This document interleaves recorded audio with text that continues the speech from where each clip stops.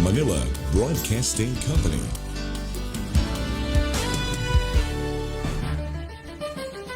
Mahal na mga kaibigan, ang ating programa Ligaya ng Buhay Ministry na ito ay naisasaganap sa tuwing alas 4 hanggang alas 5 tuwing linggo ng hapon. Kayo po ay malugod na inanyayahan sapagkat ito po ay nasa Himpapawid sa pamagitan po ng ating radio natin 101.3 Odyugan at kayo po ay malugod na inaanyayahan. Kaya nawa, kayo po ay nasa mabuting kalagayan na patuloy kayong aming inanyayahan sa tuwing araw po ng linggo, alas 4 hanggang alas 5 ng hapon, dito po sa himpilan ng 101.3 radyo natin. Isang mapagpalang hapon po sa inyong lahat mga kaibigan. Isang kagalakan po na sa mga oras pong ito ay tayo po ay sumanghimpapawid sa programang Ligaya ng Buhay Ministry. Tayo po ay live ngayon mga kaibigan. Live po tayo sa Facebook account ng radyo natin 101.3 at tayo po ngayon ay hindi nag-iisa mga kaibigan. Kasama po natin ang ating partner ng programang ito, si walang iba kundi si Brother Roden Pames. Brother Roden, magandang hapon. Bati tayo sa ating mga kaibigan. Isang magandang hapon po mga minamahal ko mga kaibigan. Mga kapatid na sumusubaybay at walang sawang nakikinig sa himpilang ito ng 101.3 radyo natin. Ayan po, isang kapurihan po sa Panginoon mga kaibigan na tayo po ay magkasama-sama ngayon sa mga oras na ito. Samantalang po kayo ay busy sa inyong pong mga tahanan, ano man po ang inyong pong ginagawa. Mula po sa programang Ligaya ng Buhay Ministry, ay isang pagbating mapagpalang hapon po sa inyong lahat. Sa oras na ito mga kaibigan ay bago po natin batiin ang ating pong mga kaibigan, ang ating pong mga sponsor ng ating pong programa, syempre ay ating pong maririnig ang theme song ng ating pong programa at ito pong awiting ito ay ipaglilingkod sa atin ni Brother Arman.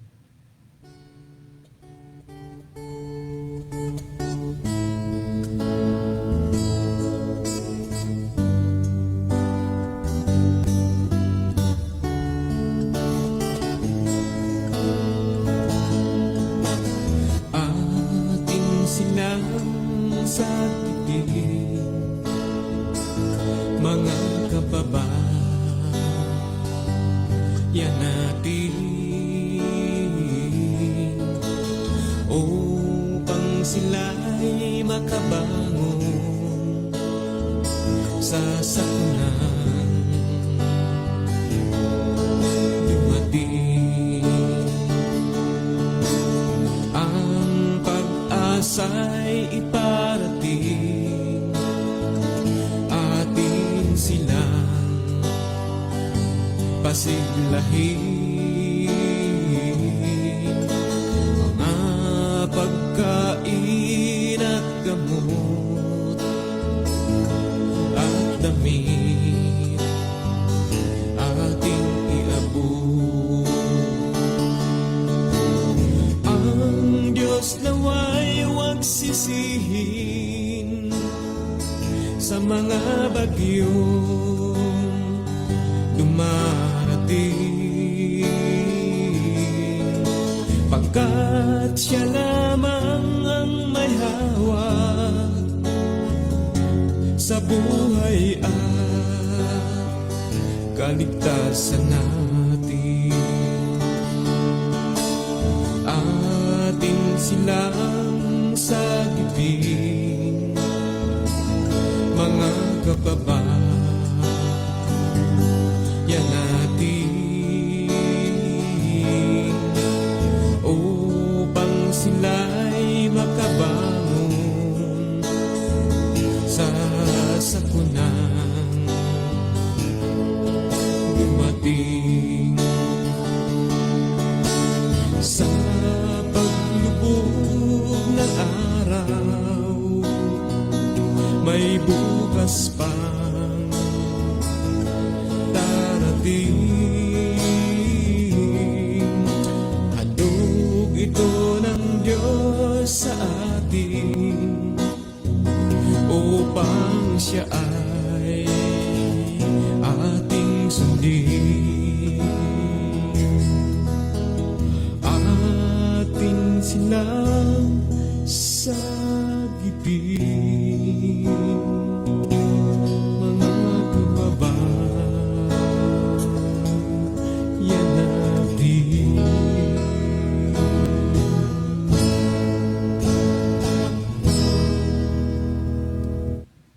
Tayo po ay manalangin. Ama naming banal, kinapupurihan po namin ang inyong dakilang pangalan sa oras na ito. Sasahimpapawid po ang programang Ligaya ng Buhay Ministry. Naway sa pagpapahayag ng inyong mga butil ng katotohanan, kami naway inyong gabayan, kami nawa ay inyong samahan, at ang karunungan ng makalangit ay siyang inyong ipagkakaloob sa amin. Pagpalain nyo ang aming mga kaibigan na mga nasa kailang kanya-kanyang mga tahanan. Naway magbukas ito ng daan upang kayo po ay makilala na kayo ang Diyos na makapangyarihan sa lahat, na nagbibigay ng mga pagpapala sa araw-araw naming pamumuhay. Ito po ang aming sinasamot dinadalangin sa inyo sa matamis na pangalan ni Jesus. Amen. Okay mga kaibigan, magandang hapon po sa inyong lahat. Welcome sa ating pong mga viewers.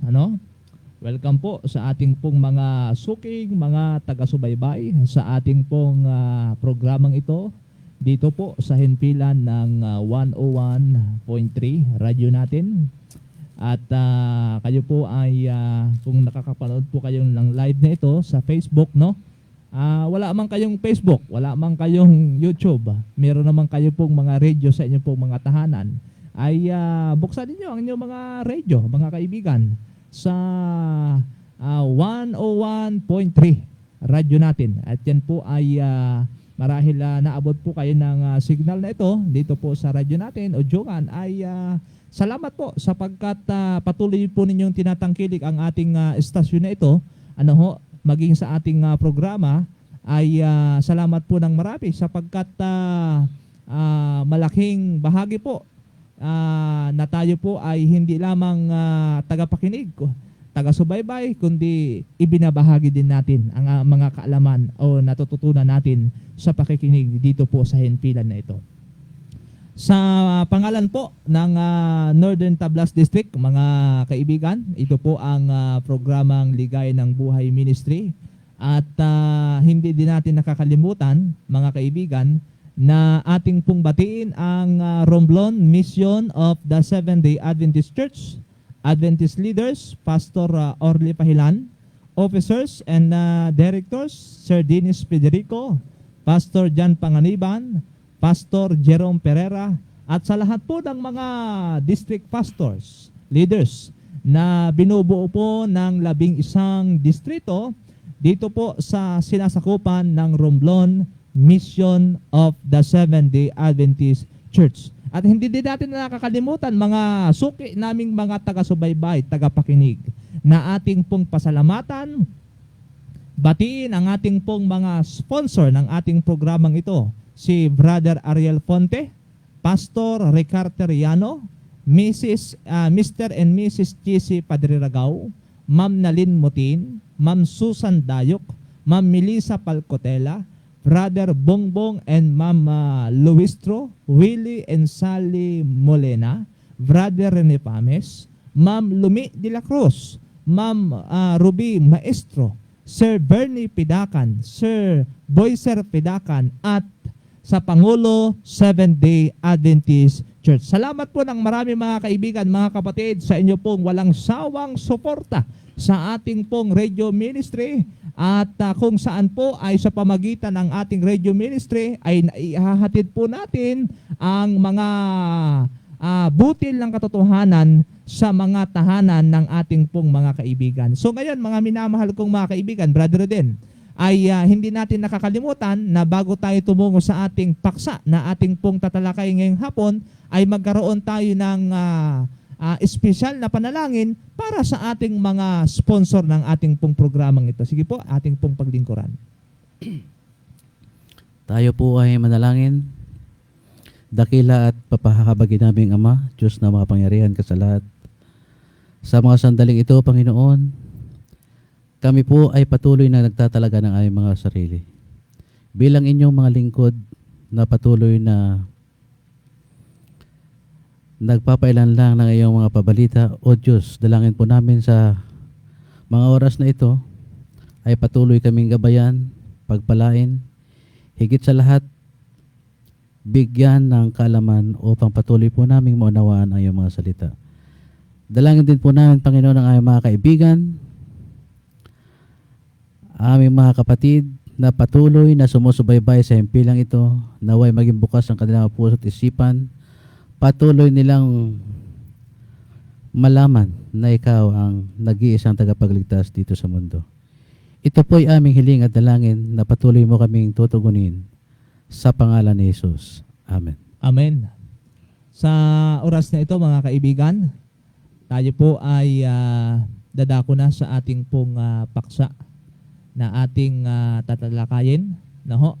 Kung kayo po ay merong pong mga banal na kasulatan sa inyo pong mga tahanan, ay samahan niyo po kami sa bawat pahina ng Biblia ay inyong buksan ang inyong pong mga banal na kasulatan. Ano ho? At ang ating pong paksa na ating tatalakay ngayon, sapagkat noong pong araw ng linggo ay ating pong pinag-aralan yung pagkakaiba ng moral at seremonyal na utos. So pinag-aralan po natin mga kaibigan noong nakaraang araw ng linggo yung moral na kautusan, Brother Roden. Ayan. Sapagkat yung moral na kautusan ay ito ay hanggang sa ngayon ay nananatili. Ayan, hindi katulad ng seremonyal, Opo. ito po ay ipinakong kasama ng ating Panginoon doon sa cross. Yan. So sapagkat marami ngayon ang nagsasabi na wala na ang utos ng Diyos. Oho. Wala na yung kautosan ng Panginoon. Alin yung nawala? Moral or seremonyal? Seremonyal. Kasi mayroong dalawang klaseng kautosan mga kaibigan. Ano ho? Ang naipako na nasa cross, ang laos na, ang kupas na, yung seremonyal law na kautosan. Na ito'y isinulat ni Moises. Yan, opo. Kaya ngayon mga minamahal kong mga kaibigan, napakalaking pagkakaiba ng kautosan ng Diyos Ayan. kaysa doon sa kautosan ni Moses. Oho. Kasi doon sa kautosan ni Moses, ay ito yung tinatawag na seremonyalo. Ngayon, ating pong tatalakayin mga kaibigan, ano ba yung pagkakaiba talagang bukod tangi itong kautosan ng Diyos? Itong kautosan ng Diyos. Opo. Ito po yung nagpapatuloy hanggang ngayon, mga kaibigan, mga kapatid. Mhm. Alam mo, partner, Oho. itong kautosan na isinulat ni Moises, Opo. ito po yung mga ritual na kautosan na ito'y pagdating ng ating Panginoon Mhm. at nang siya'y mapako, ito Opo. po yung mga kautosan na pinawi ayon po sa banal na kasulatan. Yan. Siguro medyo magbigay tayo ng panahon, kunting panahon doon magbigay tayo ng example ng tungkol doon sa kautosan ni Moses. Kasi po mga kaibigan, sa kautosan ni Moses, Brother Roden, ay pag ikaw'y nagkasala, na ikaw'y nangalunya, ang parusa sa'yo, kamatayan agad. Opo. Pero dito po sa kautosan ng Diyos, pag-aaralan natin mga minamahal kong mga kaibigan, na talagang kakaiba itong utos ng ating pong Panginoon. Itong kautosan ng ating pong Panginoon. Ito ay una, mababasa natin dito sa Roma. Dito sa aklat po ng Roma, 7 ang talata po ay 14. Ano yung una bang pagkakaiba ng pagkakaiba ng Diyos at ng kautusan? Roma 8, 7. 14. Apo. Sapagkat nalalaman natin na ang kautusay sa Espiritu, ngunit ako'y sa laman na ipinagbili sa ilalim ng kasalanan. Yan. Ito po ang binabanggit mga kaibigan na ang kautosan po ng Diyos ay ano po, spiritual. Oh, Opo, ito po ay espiritual na kautosan na ito'y nanggaling sa ating Panginoon at Diyos mismo ang nagsulat. yan. Opo. Tama po mga kaibigan na talagang itong kautosan ng Diyos. Kaya ang tanong ay bakit kakaiba ang utos ng Diyos? Kasi ito ay galing mismo sa Kanya. Siya mismo yung sumulat sa 2 tapyas na bato sa pamagitan ng kanyang daliri. Opo, partner. Oho. At yan po ay napakalinaw mga kaibigan. Ayon po sa Roma 7, ang talata po ay 14. At yan po ay napakalinaw na ating binasa ng ating kapatid. Tunay na napakahalaga mga kaibigan, mga kapatid, ang matutuhan natin yung kung alin bang kautusan ang patuloy nating susundin hanggang sa ating mga kapanahonan ngayon. Sapagkat alam po natin na yung kautusan na isinulat ni Moses, ito po ay pinawi na ng Panginoon nang siya po ay ipinako doon sa krus. Mhm. Yan po ay ayon po rito sa pangalawa, ayon tinatawag na ang kautusan ay pag-ibig. Basahin natin mga kaibigan yung nasa aklat po ng Mateo, Mateo 22, ang talata ay 37 hanggang 40. Matthew 22, verse 37 hanggang 40. Atin pong babasahin. At sinabi sa kanya, iibigin mo ang Panginoon mong Diyos na buong puso mo at ng buong kaluluwa mo at ang buong pag-iisip mo. Ito ang dakila at pangunang utos. At ang pangalawang katulad ay ito, iibigin mo ang iyong kapwa na gaya ng iyong sarili. Sa dalawang utos na ito ay nauuwi ang buong kautosan at ang mga propeta hanggang 40. yeah. So mga kaibigan, ang kautusan po ng Diyos ay hindi lamang espiritual, kundi ang kautusan po ng Diyos, mga kaibigan, binanggit ng talata na nakapaloob dito yung pag-ibig. Ayan. Pag-ibig. Naho. Marami ang nagsasabi, partner, na Apo. dahil nga doon sa wala na yung kautusan, ito'y nauwi na lang sa dalawa. Dalawa. Subalit, ang hindi nila alam, kung kaya't sinasabi ng banal na kasulatan na ito po ay nauwi sa dalawa, sapagkat ito ay pag-ibig natin sa ating Panginoon Mhm. at sa pag-ibig natin sa ating kapwa. Opo. Ganon pa rin, wala pa rin nawala doon sa utos, sa 10 utos na isinulat ng ating Panginoon. Yan. Totoo po yun. Hindi tayo tutol doon sa dalawa na lang ang utos ng Diyos. Kasi yung 10 na uuwi sa dalawa, Yeah. Brother Eden. Opo. Una, yung 5, pag-ibig yun sa Diyos. Yung pang-10, yun ay pag-ibig sa kapwa. Yeah. Kung mahal mo ang kapwa mo, edi wag kang magnakaw. Kung mahal mo ang kapwa mo, edi wag kang pumatay. Yan.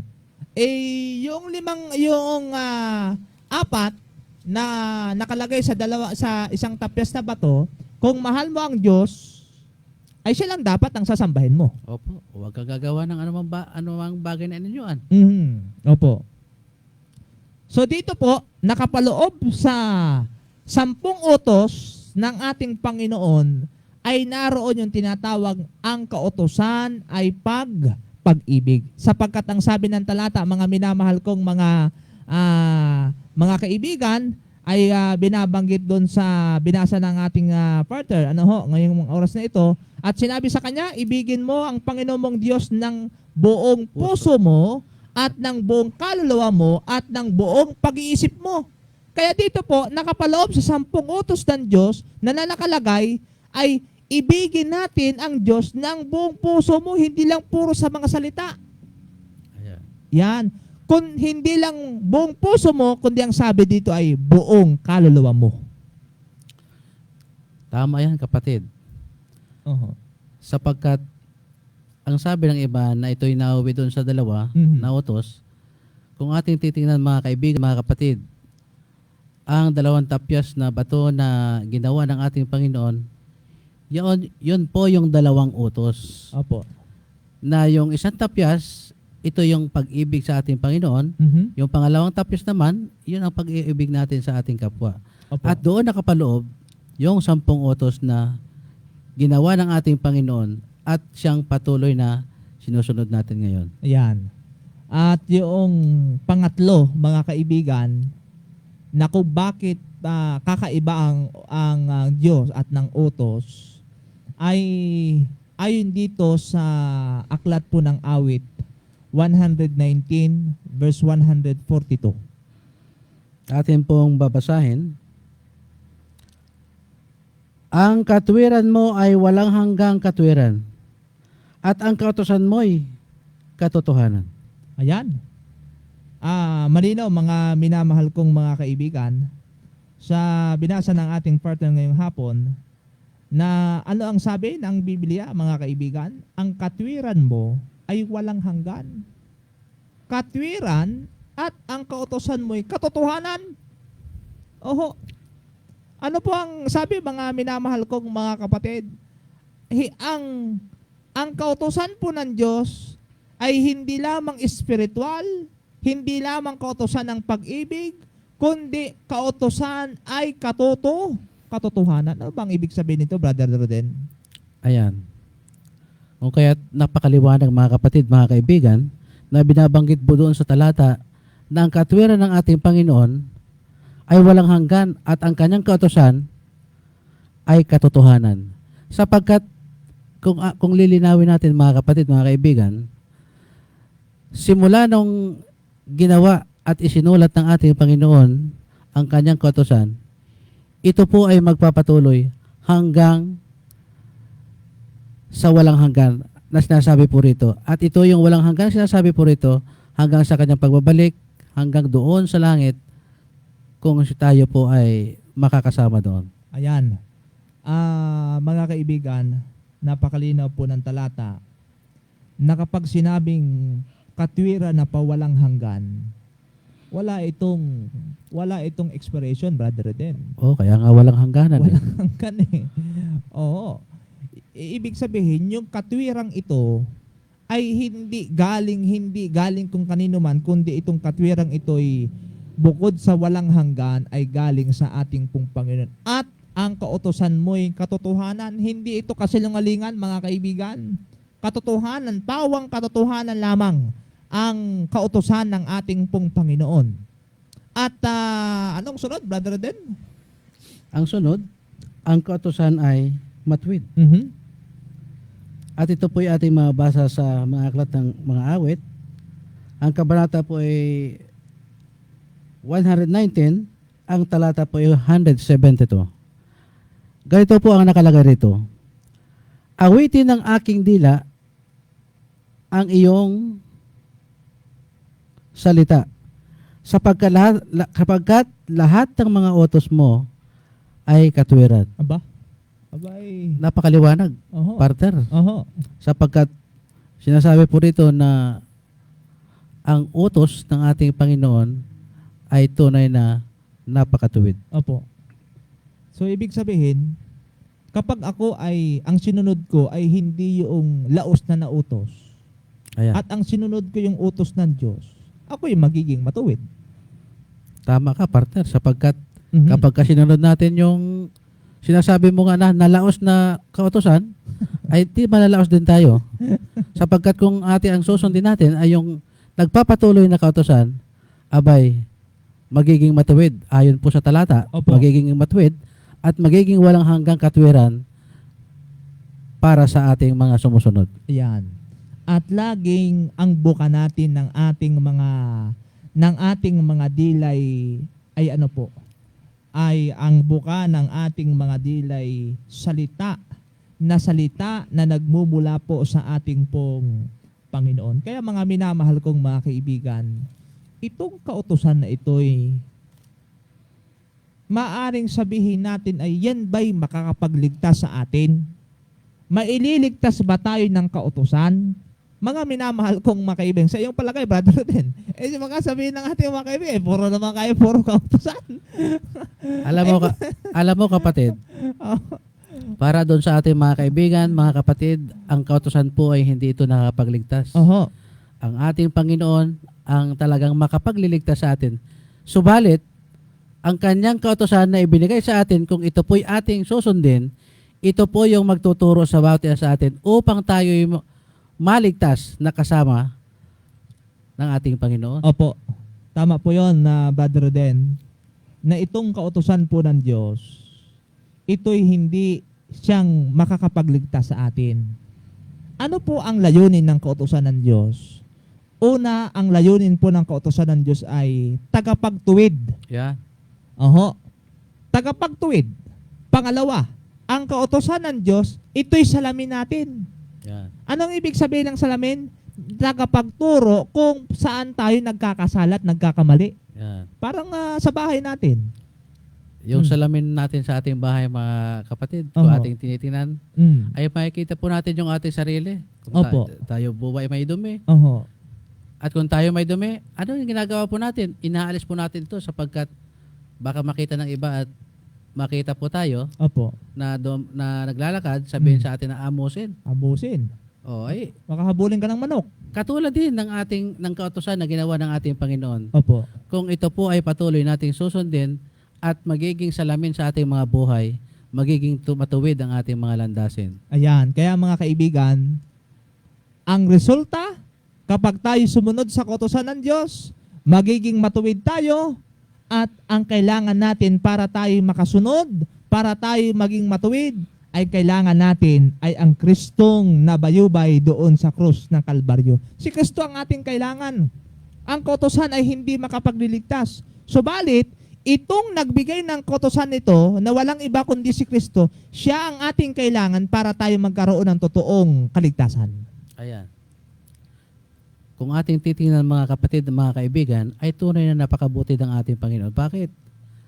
Sapagkat binigyan po tayo ng kautusan upang patuloy po nating masubaybayan, matutunan na ang ating Panginoon ay siyang tagapagligtas. Hindi po yung kautusan ha, mga kapatid, mga kaibigan, sapagkat ito'y daan lamang magtuturo para sa kaligtasan na magbibigay sa atin ay ang ating Panginoon.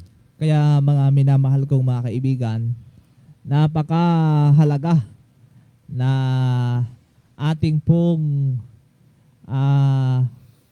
sundin ang kalooban ng Panginoon upang tayo ay maging matuwid sa harapan po ng Panginoon sa pamagitan lamang ng kanya pong pag-ibig. Kaya mga kaibigan, samantala po bago tayo magpatuloy po sa ating talakayan sa mga oras na ito, ay tayo po ay makakarinig ng isang awitin, handog po, papuri po sa ating pong Panginoon.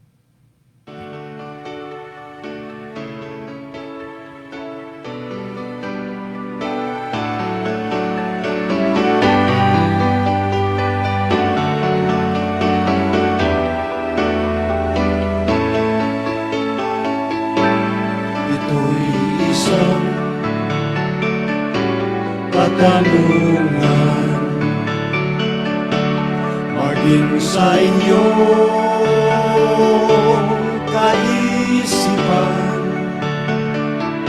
Bakit nangyari ito sa sanlibutan? Maraming sakuna at kaguluhan. May pahayag ang banal na kasulatan. Ito'y mga tanda lamang at katuparan ng hula na malapit malapit na ang kawakasan, malapit na siya'y darating. Maghanda ka, siya'y salubungin, makikita siya ng bawat mata. Kalwalhatian niya'y mayak na.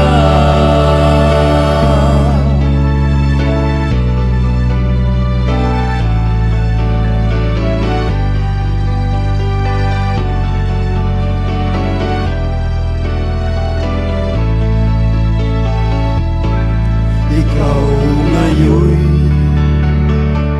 inanyayahan, panawagan yung pakinggan. Huwag ka nang mag-alinlangan, baka ikaw ay may iwan. Pangako niya, siya'y darating. Walang nakakalam kung kailan. Maghanda ka, kaibigan ko, baka ngayon bukas siya'y paririto. Malapit na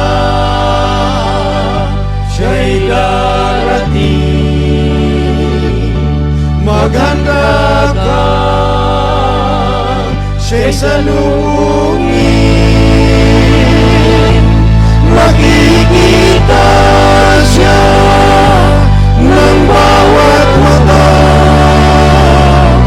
Kalwalhatian niya'y mayak na. Malapit na siya'y darating. Maghanda ka,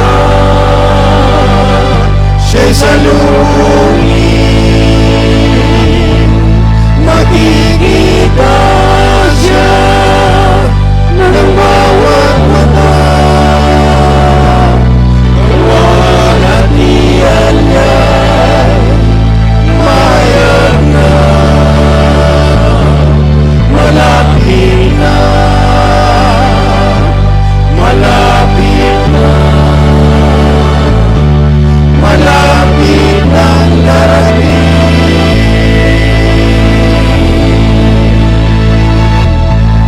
Si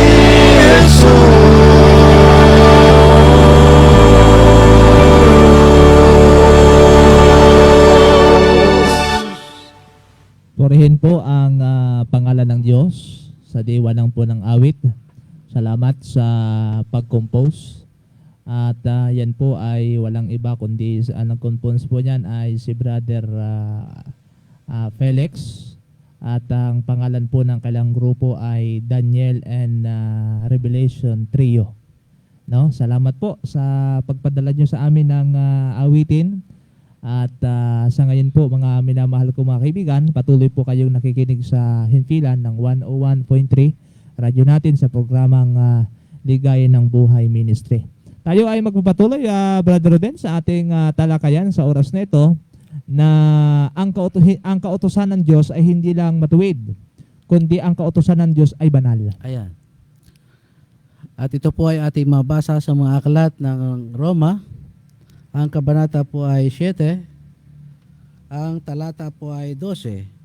Ganito po ang pagkakasabi rito. Kaya nga, ang kautusan ay banal, at ang utos ay banal, at matuwid, at mabuti.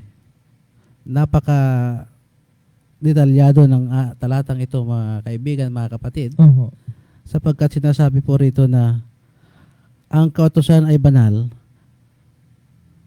at ang utos ay banal Mhm. at matuwid at Opo. mabuti.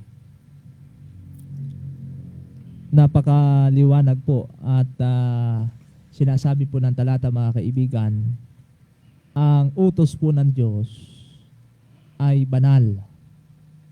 Kasi ito yung karakter ni Kristo eh. Anong karakter ni Kristo? Banal. Ayan. Ano pa? Mabuti. Mabuti. Sakdal. Sakdal. So ibig sabihin, kung tayo po ay susunod, magiging lifestyle natin na sumunod sa kautusan po ng Diyos, ako ay magiging sakdal. Ako ay magiging matuwid. Ako ay magiging banal. So ibig sabihin, ito po yung magiging resulta sa ating buhay once na ating sinunod yung kalooban po ng Diyos. Mga minamahal kong mga kaibigan, mga kapatid sa mga oras na ito, na ang kailangan lamang natin, bagaman hindi makakapagligtas ang kautusan ng Diyos, pero bahagi siya ng ating kaligtasan, Brother Den. Ayan. Kaligtasan sa Panginoon. Opo. Mhm. Sapagkat ito ang kung ating nasubaybayan, Mhm. yung mga nakaraang pag-aaral, Opo. ito po ang kautosan ito na isinulat ng ating Panginoon, ang siyang nag-uudyok sa bawat isa sa atin, nagtuturo upang tayo ay maging matuwid, matapat, maging banal sa harapan ng ating Panginoon. At hindi lamang yan, mga kaibigan, kundi meron din nakalagay sa aklat po ng awit na 19 verse 7. Meron po tayong mababasa. Ito po ang nakatala po rito sa talatang 7. Ang kautusan ng Panginoon na isakdal na nagsasauli ng kaluluwa. Ang patutuo ng Panginoon ay tunay na nagpapantas sa hangal. Ayan. Ano bang ibig sabihin nito, Brother Den? Ibig sabihin nito, partner, Oho. kung tayo po, nang una tayong, yung hindi pa tayo nakakaalam ng kautusan ng ating Panginoon, Oho. tayo po ay makasanlibutan ang ating ginagawa. Opo. Kung sa panahong ating nalaman ang kautusan ng ating Panginoon, ito po yung nagtutuwid sa ating mga buhay. Mhm. Linilinis po tayo sa ating mga karumihan upang maging matapat, matuwid ang ating landasin patungo sa iniaalok na kaligtasan ng ating Panginoon. Yan. Marahil, Brother Den, katanungan din ito lang ating mga kaibigan, mga taga-subaybay na nanonood sa mga oras na ito.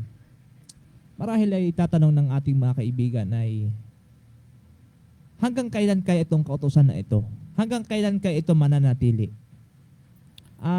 Merong ba itong katapusan? Hanggang kailan kaya ito? Meron kaya tayong mababasa kung hanggang kailan ito? Mananatili ba ito? O katulad din ito ng ceremonial na laos na, kupas na? Meron, kapatid, Apo. sapagkat kung ating babasahin sa mga aklat ng mga awit, Oho. ang kabanata po ay 111. Ang mga talata po ay 7 at saka 8. Ang sabi po rito, Mhm. ang mga gawa ng kanyang mga kamay ay katotohanan Mhm. at kahatulan. Lahat niyang mga tuntunin ay tunay. Nangatatag magpakailan-kailanman. Mga yari sa katotohanan at katwiran. Mhm. Napakaganda ng pagkakatala po dito sa mga talatang ito, mga kapatid, sapagkat linilinaw sa bawat isipan ng bawat magbabasa na ang kautusan ay gawa ng kamay ng ating Panginoon, at hindi lang ito gawa ng kanyang kamay, ito po ay katotohanan. Opo. Katotohanan at kahatulan. Lahat niyang mga tuntunin ay tunay. Mhm. Bakit tunay, mga kapatid? Sapagkat ito po ay napakalaki ang nagagawa sa buhay ng isang tao. Opo. Kaya po nitong baguhin ang buhay ng isang tao sa pamamagitan ng pagsunod sa kanyang mga kautusan. Ayan. At isa pa dyan na binanggit, mga kapatid, ang kautusan ng Diyos ay mananatili kailanman. Ayan. Malinaw yan, kapatid, sa talata 8 Oh. na ang kautusan ng ating Panginoon, ito po'y mananatili magpakailan-kailan. Abay, yung magpakailan-kailan man na hanggang kailan yun, kapatid? Aba, ay hindi natin alam kung hanggang kailan yun. Oo, walang hanggan, sinasabi nga rito. Oho. Kailan pa man. Aba, talagang hindi lang magpakailanman, Opo. kundi ang sabi ay kailan pa man. So, yan o ay nabasa natin sa pananakasulatan, mga kaibigan, na talagang ang kautusan ng Diyos ay ito ay mananatili, no? At habang tayo ay nabubuhay, ay dapat nating susundin ang kautusan ng Diyos. Kasi hanggang sa ngayon, nabubuhay tayo, ay nananatili pa rin ang kautusan ng Diyos. Kasi kung maraming sasabihin natin, wala na ang utos ng Diyos, ay bakit marami nakakulong? Ay kung wala lang ang utos ng Diyos, aba, ay magnakaw ka lang nga eh. Oh, aba, iwan ko lang kung hindi ka hulihin. O, di ba? So, maliwanag, mga kaibigan, na hanggang sa panahon natin ngayon, itong utos ni Kristo na isinulat niya sa 2 tapyas na bato ay nananatili, Brother Roden. Ayan. Patuloy na umiiral, kapatid, yung utos Oho. na isinulat sa 2 tapyas na bato ng ating Panginoon. Ang utos ba ng ating Panginoon, Brother Roden, masama? Mabuti. Mhm. At ito po ay patutunayan sa atin ng banal na kasulatan sa Oho. mga aklat ng Roma. Ang kabanata po ay 7, ang talata po ay 12. Ang sabi po rito, kaya nga ang kautusan ay banal, Mhm. at ang utos ay banal, at matuwid, at mabuti. Ayan. Aba. Hindi lang mabuti, kapatid. Oho. Sinabi pa rito na banal, at matuwid. Matuwid. So, ibig sabihin, pag ako'y sumunod sa kautusan ng Diyos, hindi ako mapapasama. Oh, magiging mabuti nga. Eh. Mapapabuti ako. Oh. Kaya, mga kaibigan, hindi masama na sumunod ka sa kalooban ng Diyos. Kasi ang kalooban ng Diyos na tinutukoy dito, walang iba kundi yung the 10 commandments of God. Yan. Yan ho. Kaya ang kailangan natin, para tayo po ay malagay sa kabutihan, hindi sa kasamaan, sundin yung 10 utos. At kabilang doon, mga kaibigan, yung araw ng pagsamba, kasi tinanalakay natin ito na nakaraan na nakalagay sa 10 utos, sa ika-4 na utos ng Diyos, yung tunay na pagsamba, walang iba kundi ang araw po ng Sabat o sa salitang Kastila ay Sabado. Kapatid, mayroong kasabihan yung mga mahinginom na pagka sila ay umiinom, maraming naiipon na kabutihan. Yeah, tama. Naibibinta pa yung kanilang kabutihan. Ito po ay pilosopong kasagutan ng isang lasinggero. Oho. Sapagkat kung ating babasahin ang banal na kasulatan, Opo. ang sinasabi po rito ang kabutihan, ay ito po ay yung pagbabago ng ating mga lakad sa ating pang-araw-araw na buhay. Opo. Kaya ating pong na basa sa Biblia, mga kaibigan, na kung nais nating malagay sa kabutihan, hindi sa kasamaan, hindi sa mga bagay na pangsamantalang kaligayahan, ay dito na tayo sa kalooban ng Diyos, sapagkat kung tayo susunod sa kalooban ng Diyos, hindi lang pangsamantalang kabutihan, Ayan. kundi ito ay tinatawag na kabutihang pang walang hanggan, at ang sabi ng talata ay magpakailan-kailanman. Ayan. Mhm. At pagka sinabing magpakailan-kailanman, ito'y walang hangganan, walang katapusan. Opo, walang katapusan. Ayan. Kung walang katapusan, ay di pang walang hanggan. Ayan. At hindi lamang ang kautusan po ng Diyos ay mabuti, kundi ang kautusan po ay tapat. Ayan. Gaya ng binasa natin kanina, doon sa Roma 7, ang talata ay 12, na tayo ay magiging sakdal. Tayo ay magiging, Magiging banal, magiging banal, matuwid, matuwid, at mabuti. mabuti. Yan ho, mga kaibigan, na kung gusto natin, hindi lamang maging mabuti, gusto natin maging tapat. maging tapat ay sa pamagitan po ng pagsunod natin sa kalooban ng Diyos. At magagawa lamang natin yan mga kaibigan kung ating inaanyahan si Kristo sa ating buhay. Kung si Kristo yung naghahari sa aking puso, naghahari sa aking isipan, sa buong pagkatao ko, si Kristo yung naghahari sa aking buhay, magagawa natin ito. Pero kung ang naghahari sa ating buhay ay si Satanas, aba. Abay, pag kayo naghahari sa atin ay si Satanas ay ito yung pansamantalang kaligayahan. Yan. At ito partner ay hindi pa ito natatapos dito. Aho. Ang kautusan ay matuwid at ito po ay ating mabasa sa mga aklat ng awit. Mhm. Ang kabanata po ay 19, ang talata po ay 8. Ang Aha. sabi po rito, ang mga tuntunin ng Panginoon ay matuwid na nagpapagalak sa puso. Abay, Aba. kung iyong makasanlibutan na ating pagtanggap ay tayo napapasaya bilang pansamantala lamang dito sa kautusan ng ating Panginoon. Binabanggit po rito sa talata na ito po ay nagpapagalak sa ating puso. Opo. Hindi lang nagpapagalak, ang utos ng Panginoon ay dalisay, nagpapaliwanag ng mga mata. Oho. Nagpapaliwanag ng mga mata, kapatid. Aba. Ay, kung malabo ang mata mo, dililiwanag yung mata mo. Opo. Bakit kaya? Sapagkat nalalaman mo, kapatid, mga kaibigan, Oho. kapag nasusubaybayan mo yung mga kautusan ng ating Panginoon at ito po ay dala-dala mo sa iyong pamumuhay sa araw-araw, Opo. marami ka pong nakikita na kamalian na hindi dapat nating bigyan daan Mhm. sa ating mga sarili. Opo. Ang ibig sabihin ba, yan ba ay ibig sabihin, brother, din pag yung mata ko malabo, pag lilinaw? Abay, itong sinasabing paglinaw dito, kapatid, Oho. kung kaya't lilinaw yung ating mga mata, nakikita natin yung mga kamalian. Yan. Hindi yung ating mata ay lilinaw na bigla kung malabo. May katarat. Ay kung yung may sarado yung mata natin. Ay, di- Kahit anong basa natin dito at hindi natin makita, hindi Hindi natin. Ay, kasi tinakpan ng kaaway. Ayun. Kasi tinakpan ng kaaway, kaya hindi nakakita.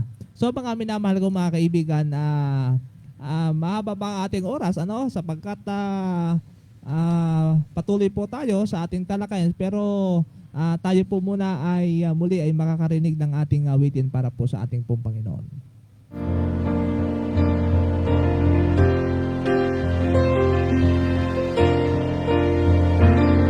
There's a war within our land, a battle for the right. The lies of the enemy are crowding out the light. But God has placed His banner high, He calls for no retreat. As faithful soldiers, let us stand, claim His victory. Stand for truth, though you're standing all alone. Stand for truth, God will help to make you strong. Run with courage in the fight, walk in faith and not by sight. Stand for truth, stand for truth.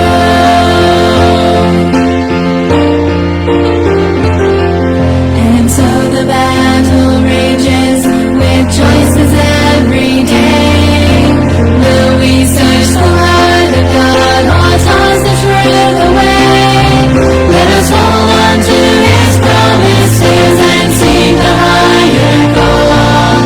Listening for the victory cry, giving Him our all.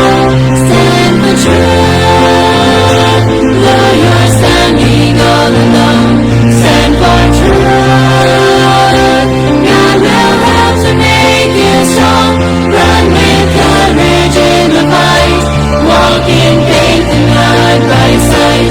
Stand for truth, stand for truth, stand for truth. Though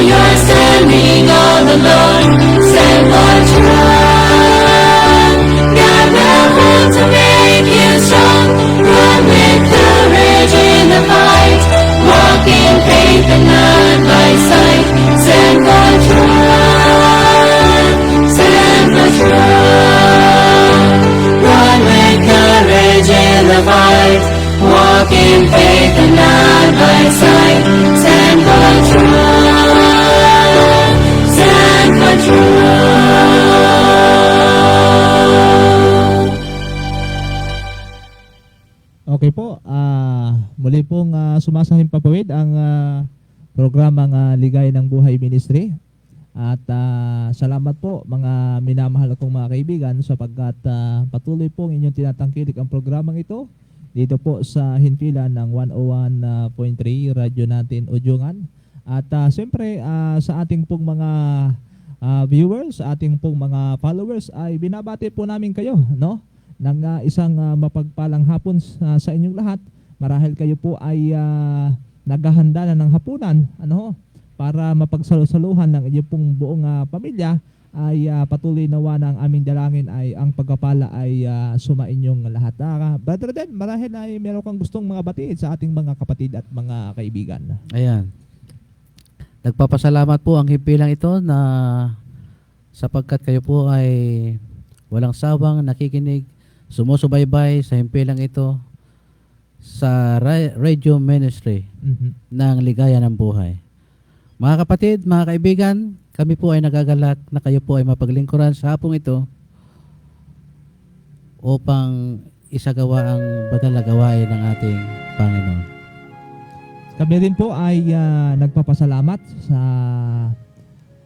aming pong mga kapatid na marahil po ay nakakaabot tayo sa iba't ibang mga lugar, no? Nakakaabot tayo sa iba't ibang bansa, no? Sa marahil po ay tayo po ay nakakapaglingkod, no? Ay salamat po ng marami sa inyong mga minamahal kong mga kaibigan.